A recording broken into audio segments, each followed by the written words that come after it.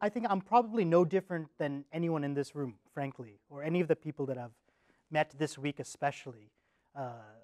Everyone's been, that I've met has been really just trying to do something good with their life, right? And I think that's been the same for me. I worked in politics for a long time. I worked in government for a long time. And in many different ways, I'm kind of an unlikely person to come to public media. But the reason I have come to public media is part of my message to you here today. Because if there's one message that I want to communicate to you, it's to simply wake up. And I don't mean wake up because it's a holiday today and you're here in class. But I mean wake up because there is a revolution going on right now. A revolution happening in media, frankly, right? And a lot of people have fallen asleep in the middle of this revolution. And if you look at it, there are a couple of things that have made this moment extraordinary, right? One thing is obviously the digital shift, right? But if we really look at this, when we look at just how media has changed during the course of my career in just 10 years, we knew, for example, that if we got a message onto a television network, at least 3 of them in the US, in the evening prime time, this is just 15 years ago, we knew that we could reach something like 75% of the people in that media market.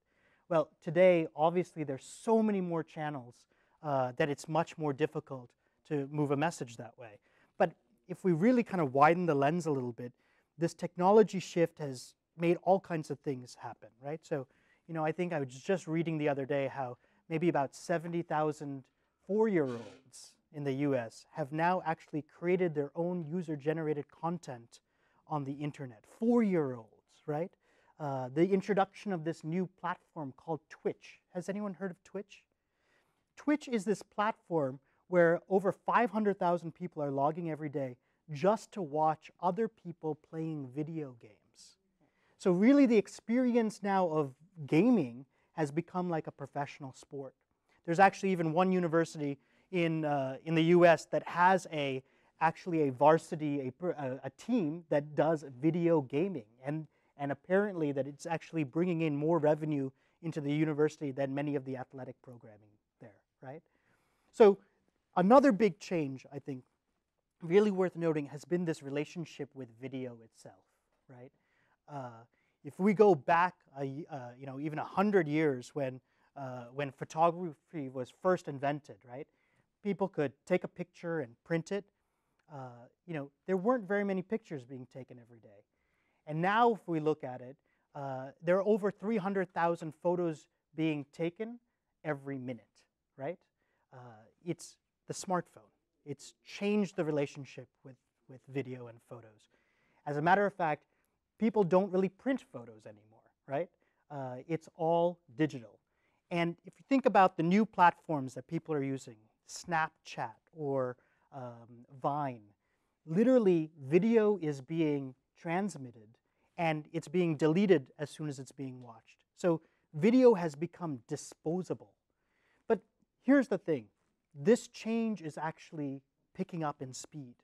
So if we look at the technological changes of the last, again, 100 years, the changes that happened up until 10 years ago is about 1 or 2 or 3% in technology compared to now where we're seeing 100% almost every year. We're seeing a doubling of the amount of technology that exists right now. So scientists would say, for example, that chip, right, that makes a computer think, in the next 20 years, that chip will be able to process as much information as one human being. And then in just maybe 4 or 5 decades after that, that same chip should be able to actually compute as much as every single human being combined in just a minute, right? So think about the power of that, because all of a sudden, we could get scared by this, but we can also look at this as a tremendous opportunity. With new technology, many new things are possible. The ability to not only communicate, but to engage in conversation can now happen at scale. And this is another really big moment right now, because another thing that makes this extraordinary moment, besides the technology, is just the sense of the people that are all around us, right? We are seeing, certainly in the US, the rise of a very diverse population, the rise of diverse America. And it kind of fits with the technology, because there is no more mainstream. There are now many streams. And just like there are many different people, there are many different interests, and there are many different ways to communicate. And so this has now broken open communications in a way that we couldn't see before, right? So when I look again in my career, when I first started in communications and marketing, especially on the political side, it was very much about a one-way conversation. We were talking to people. But now with so many different streams, we can now have a very personal conversation with many people and at scale. And this is where the technology becomes really interesting because, in my work with the White House, for example, we had this very interesting challenge where the population was changing very fast, and we knew that government actually had to engage a new set of citizens that weren't engaged before, that had never voted before, and that too at a volume that was unprecedented. And so the old ways of communicating weren't going to work. The old ways of what got us to here weren't going to take us there, right? So we had to try a new way of looking at things. And what we found was, especially bringing together our community organizing models that we used, together with some of the things that were happening in Silicon Valley, that folks in Silicon Valley knew, but people outside of the valley didn't know, we were able to look at new ways to scale communications. So we did a very interesting thing.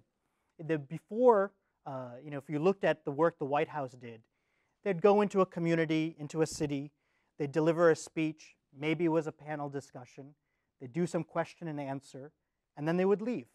So you had this very linear sort of engagement that came out of this. Well, excuse me. One of the things that we did was we thought we would flip this script. So instead of bringing the White House and giving a speech, we brought community leaders together.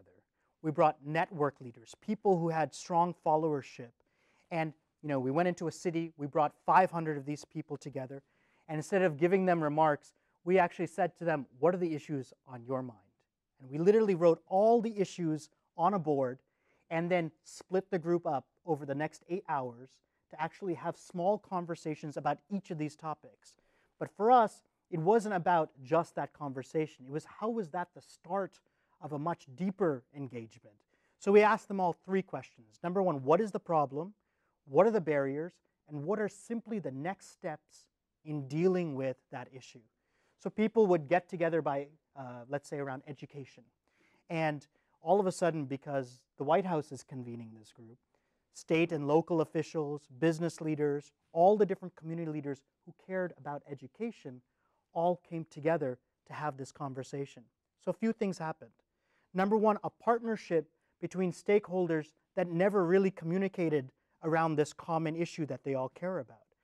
And then that too, to actually define what the issues are and to have consensus around that, and then to start a process of dealing with it, and at the same time empowering citizens to actually do the work of government for us. Well, it was amazing what came out of just the first time we did this, because over a dozen different federal policies were actually impacted by the work of these working groups that came together. And we ended up doing this in multiple cities and found ourselves engaging thousands of network leaders and affecting thousands of different issues federally across the country.